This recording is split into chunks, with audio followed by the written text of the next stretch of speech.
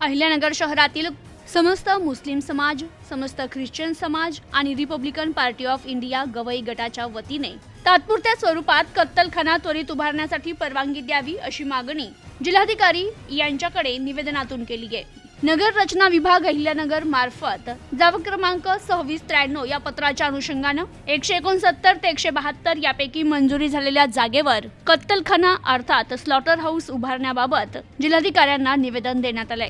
निवेदनात म्हटलंय की संबंधित जागेवर कत्तलखाना लवकरात लवकर शासनाकडून उभारण्यात यावा आणि जोपर्यंत ते कायमस्वरूपीचे कत्तलखाने होत नाही तोपर्यंत जे मजूर त्या व्यवसायावर अवलंबून आहेत त्यांच्यासाठी तात्पुरते कत्तलखाना त्वरित उभारण्याची परवानगी द्यावी। सध्या आमचा व्यवसाय बंद असल्यानं अनेकांवर उपासमारीची वेळ आली आहे। स्थानिक मागणी आणि अर्थकारण आपल्या जिल्ह्यात मांसाहारी खाद्यपदार्थांची मागणी दिवसेंदिवस वाढतीये, ज्यामुळे स्थानिक शेतकऱ्यांचं उत्पन्न वाढीस लागलंय। स्थानिक मांस उत्पादकांना त्यांच्या उत्पादनाचे विपणन करण्यासाठी प्रमाणबद्ध ठिकाणाची आवश्यकता आहे, ज्यामुळे त्यांना धंद्यात जास्त संधी मिळेल। स्वच्छता आणि आरोग्य सध्या मांस उत्पादनाची प्रक्रिया अनियमितपणे केली जाते, त्यामुळे आरोग्याच्या दृष्टीने अनेक समस्यांचा सामना करावा लागतोय। स्लॉटर हाऊस म्हणजे मांस उत्पादनासाठी एक सुरक्षित आणि नियंत्रित वातावरण असावं लागतं। यात स्वच्छता, नियंत्रण आणि प्रक्रियेस विविध नियमांचं पालन करणं अनिवार्य आहे।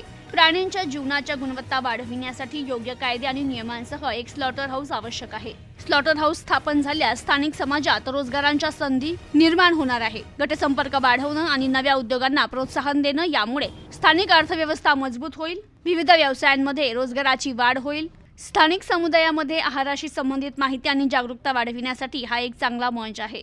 स्थानिक शेतकऱ्यांना आणि उपभोक्त्यांना एक सुसंगत प्रक्रिया समजण्यासाठी शिक्षण कार्यान्वित केलं जाऊ शकतं। पर्यावरणाच्या संरक्षणासाठी योग्य योजना अंमलात आणणे आणि प्राणी विविधता सांभाळणे आवश्यक आहे। एक स्थिर स्लॉटर हाऊस या गोष्टीवर लक्ष देईल, तर या विविध मुद्द्यांवर विचार करून आवश्यक कार्यवाही करावी अशी मागणी अहिल्यानगर शहरातील समस्त मुस्लिम समाज, समस्त ख्रिश्चन समाज आणि Republican party of India Gavai गटाच्या वतीने करण्यात आली आहे।